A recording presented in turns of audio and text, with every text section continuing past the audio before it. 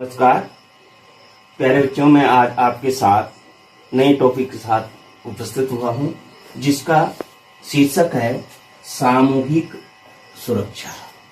सामूहिक सुरक्षा का मैं कई बार ये भी कहता हूं, मैं बार बार ये कहता हूं कि सामूहिक सुरक्षा यानी हम किसी शब्द को या किसी टॉपिक को लेते हैं तो उन शब्दों का हमको एक जो सामान्य अर्थ है वो आना चाहिए, जिसके कारण हम उसको समझ सकें। तो सामूहिक का मतलब है सभी मिलजुल कर, सुरक्षा का मतलब सुरक्षा आप सभी समझते हैं, तो सभी के द्वारा किसी की सुरक्षा करना यानी सामूहिक सुरक्षा हुआ। यानी किसी राष्ट्र पर अगर कोई राष्ट्र आक्रमण करता है तो उसकी सुरक्षा का दायित्व अन्य सभी राष्ट्रों का होता है। या क्या है कि सामूहिक सुरक्षा के लिए विभिन्न राष्ट्र आपस में मिलकर एक समझौता करते हैं और समझौता करने के लिए वो ये प्रयास करते हैं कि जिस पे आक्रमण हुआ उसका किसी तरह सुरक्षा की जाए, और उसके लिए वो क्या करते हैं कि उस समझौते के तहत राजनीतिक, सैनिक, आर्थिक हर तरह की मदद करते हैं, जिससे कि क्या है जो जिस राष्ट्र ने आक्रमण किया वो उसको खत्म न कर दे या उसको तहस नहस न कर दे। उसके लिए क्या है उसका सहयोग करते हैं, और उसके सहयोग के साथ साथ जो दूसरा आक्रमणकारी राष्ट्र है उसका विरोध करते हैं, उसका प्रतिरोध करते हैं। सामूहिक सुरक्षा हुआ, जैसे कि परिभाषाओं से भी स्पष्ट होता है। सीचर का कहना है कि सामूहिक सुरक्षा राज्यों के बीच एक व्यवस्था है जिसमें सभी यह वादा करते हैं कि किसी भी राज्य के दूसरे राज्यों के विरुद्ध निश्चित कार्य में लिप्त होने की सूरत में वे उसके शिकार की सहायता करेंगे। यानी अगर दूसरे राज्य मतलब जो निश्चित है और जो अन्य राज्य हैं, यदि वो किसी शिकार राष्ट्र यानी किसी पे आक्रमण हुआ है तो वो सभी राज्य क्या है उसको क्या करेंगे, सहयोग प्रदान करेंगे। यानी जिस पे आक्रमण हुआ है उसका सहयोग सभी राज्य करेंगे। उसी प्रकार क्या है मार्गेंतु के शब्दों में क्या है, सामूहिक सुरक्षा का अर्थ है एक सभी के लिए तथा सभी एक के लिए। यानी कि अगर माना सामूहिक सुरक्षा की बात आती है तो एक राष्ट्र की सुरक्षा सभी की सुरक्षा मानी जाएगी और सभी राष्ट्रों की सुरक्षा एक की सुरक्षा मानी जाएगी। यानी अगर वो सहयोग करना है तो एक राष्ट्र भी सहयोग करेगा और वो सारे राष्ट्र भी उसका सहयोग करेंगे। इसलिए इसमें क्या है कोई अलग तरह के नहीं देखा जाएगा, यानी सभी एक के लिए और एक सभी के लिए। सामूहिक सुरक्षा में ये महत्वपूर्ण शब्द है। दूसरा है पामर और पार्किंस लिखता है सामूहिक सुरक्षा का स्पष्ट अर्थ है कि शांति के खतरों से निपटने के लिए सामूहिक उपाय करना। यानी जब कभी विश्व स्तर पे कोई ऐसी घटना होती है कि किसी एक पे कोई खतरा मंडराने लगता है या किसी एक राष्ट्र पे किसी प्रकार के आक्रमण का खतरा है या अन्य किसी प्रकार का खतरा है, तो उसके लिए अन्य देश हैं वो सामूहिक रूप से उपाय ढूंढे। यानी सभी राष्ट्र मिलकर ऐसा उपाय ढूंढे जिससे कि उसे किसी प्रकार का नुकसान या किसी प्रकार का खतरा या उस पर आक्रमण न हो सके। अब है सामूहिक सुरक्षा की विशेषताएं हैं। तो सामूहिक सुरक्षा की जो नंबर एक विशेषता है वो है शक्ति प्रबंधन का साधन। यानी जो शक्ति है उसको किस तरह प्रबंधन किया जाए जिससे कि शक्ति बढ़ाई जाए, शक्ति हो उसका प्रबंधन किस प्रकार किया जाए कि वो क्या है इसका एक साधन के रूप में उसका उपयोग, यानी जो शक्ति है वो एक साधन के रूप में उसका उपयोग किया जाता है। कोई भी राष्ट्र क्या है उसको एक साधन के रूप में उपयोग करता है तो उसका प्रबंधन किया जाना चाहिए जिससे कि उस शक्ति बनी रहे, स्थिर रहे। दूसरा है अतिक्रमण सदैव होते रहते। ये माना जाता है कि हम विश्व स्तर पे सारे प्रयास करते हैं। द्वितीय विश्व युद्ध के बाद राष्ट्र संघ ने भी ये सारे प्रयास किए, लेकिन उसका मतलब ये नहीं कि युद्ध नहीं होते हैं। युद्ध और अतिक्रमण लगातार होते रहते हैं। आपने देखा होगा चाइना अतिक्रमण करता है, पाकिस्तान अतिक्रमण करता है, इधर क्या है इराक का, उसके बाद इराक को खत्म कर दिया गया, सीरिया में युद्ध चल रहा है। इस तरह विश्व में अनेक देशों में अतिक्रमण और युद्ध है लगभग वो लगभग चल ही रही हैं। ऐसा नहीं कि उसके ये है बंद कर दिया गया, लेकिन ये दायित्व बनता है कि सामूहिक सुरक्षा में अन्य राष्ट्र उसके बारे में सोचें कि उसको किस तरह बचाया जाए या जो उस पर आक्रमण कर रहे हैं उनको किस तरह खत्म कर दिया जाए। ये उसका महत्वपूर्ण मोटो है।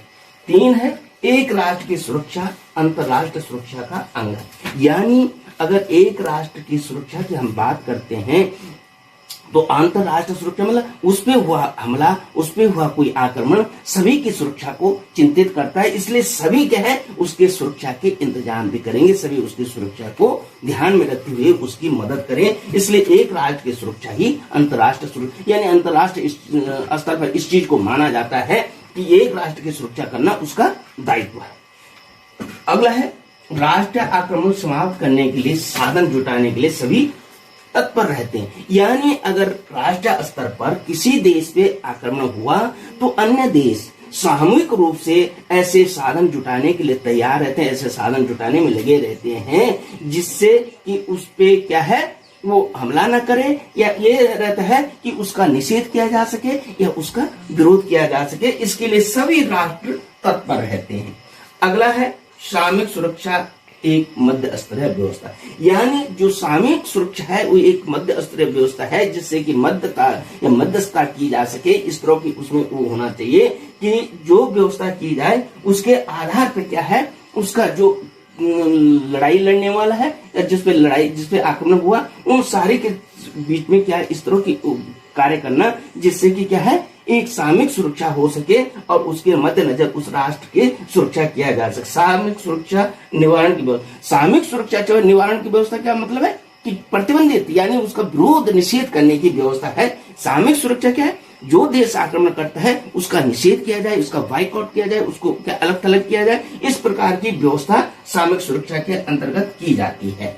अब है सामूहिक सुरक्षा का आदर्श रूप, यानी उसका जो मॉडल है वो जो आदर्श रूप है वो किस रूप में आ सकता है। नंबर 1 है सैनिक शक्ति का मनमाने प्रयोग का निषेध। इसमें क्या होना चाहिए, अगर उसको आदर्श रूप देना चाहिए, उसको एक विश्व स्तर में बहुत अच्छी व्यवस्था बनानी चाहिए सामूहिक सुरक्षा को लेकर, तो सबसे पहले तो सैनिक शक्ति का मनमाने प्रयोग का निषेध होना चाहिए। यानी जो सैनिक कार्रवाई की जाती है, सैनिक कार्रवाई होती रहती है, कई देश सैनिक कार्रवाई करते रहते हैं, उसको मनमाने ढंग से निषेध होना चाहिए। यानी जब मर्जी आए सैनिक कार्रवाई कर दो, छोटे राज्यों को दबा दो, छोटे राज्यों पर सैनिक कार्रवाई कर दो, छोटे राज्यों पर आक्रमण कर दो, अतिक्रमण कर दो, ये सारी सैनिक कार्रवाइयों को बंद किए जाने चाहिए आवश्यक होने पर। यानी अगर जरूरत पड़ती है, बहुत महत्वपूर्ण है, तभी सैनिक कार्रवाई की जाए, अन्यथा इनको मनमाने ढंग से इसका निषेध होना चाहिए। सामूहिक सुरक्षा की गारंटी, यानी इसमें सुरक्षा की गारंटी भी होनी चाहिए। जो अंतरराष्ट्रीय स्तर पे है, किसी राष्ट्र के साथ हुआ खतरा या किसी राष्ट्र पे हुआ आक्रमण, यानी उसके लिए क्या सामूहिक रूप से ये गारंटी होनी चाहिए कि वो सामूहिक रूप से बचाया जा सके। उसको क्या है हम ये विश्वास दिलाएं कि आप कोई भी देश अगर आक्रमण करता तो हम आपके साथ हैं, इस प्रकार उसकी गारंटी होनी चाहिए, जिससे कि वो क्या है निष्पक्ष होके, निस्वार्थ होके या निडर होके अपना कार्य करता रहे।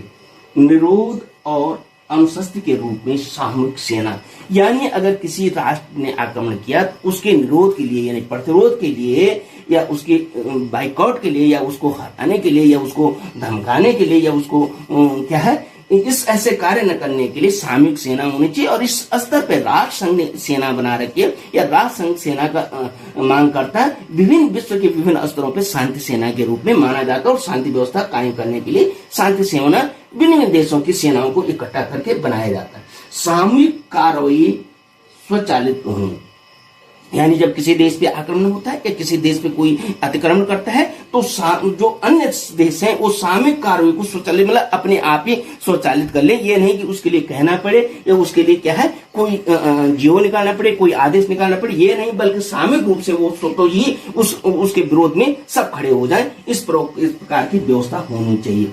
अपराध का निर्धारण भी होना चाहिए कि अपराधी कौन है, अपराध किसने किया है, उसका किस प्रकार से उसका विरोध किया जाए, उसका निषेध किया जाए। इस प्रकार का भी उसमें एक व्यवस्था होनी चाहिए जिसके अपराध का निर्धारण हो कि कौन सा देश अपराधी है जिसने अपराध किया है।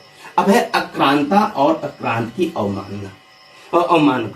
अक्रांता जिसने आक्रमण किया, अक्रांत जिस पे आक्रमण हुआ है। उसके लिए क्या है, हमको ये ढूंढना पड़ेगा कि आक्रांता कौन है, आक्रांत कौन है। जो आक्रांत है उसका विरोध करना होना चाहिए, जो आक्रांत है उसका क्या सहायता होनी चाहिए। सामूहिक सुरक्षा की गारंटी के अंतर्गत विश्व के देशों को देनी चाहिए कि जो आक्रमण कर रहा है उसका निषेध हो, विरोध हो, उसको बाइकआउट किया जाए, और जिसपे हुआ है उसकी सहायता सभी लोग एक साथ मिलकर किए जाए। व्यवस्था का अस्थायित्व और सामान्य रूप, यानी व्यवस्था को किस तरह से अस्थायी रूप दिया जाए, उसका अस्थायित्व हो, और उसको सामान्य रूप में किस प्रकार परिवर्तित किया जाए, इन सारी व्यवस्थाओं को करने के लिए सामूहिक सुरक्षा की आवश्यकता पड़ती है। तो अगर हम आदर्श रूप में देखें तो ये अगर ऐसी स्थितियां हैं तो एक सामूहिक सुरक्षा का आदर्श रूप है। तो इस प्रकार अगर हम कुल मिला के देखते हैं तो सामूहिक सुरक्षा का मतलब है सभी राष्ट्र एक राष्ट्र के लिए और एक राष्ट्र सभी राष्ट्रों के लिए। और इसीलिए द्वितीय विश्व युद्ध के बाद अगर हम राष्ट्र संघ की बात करते हैं तो उसका मकसद यही था कि विश्व में शांति को स्थापित करना, यानी शांति व्यवस्था कायम करना। और सामूहिक सुरक्षा का क्या जो मोटो है, जो सामूहिक सुरक्षा का वो है उद्देश्य, वो भी क्या है, विश्व में शांति और सुरक्षा को कायम करना। तो आज के लिए इतना ही, फिर मैं दूसरे टॉपिक के साथ हाजिर हूंगा।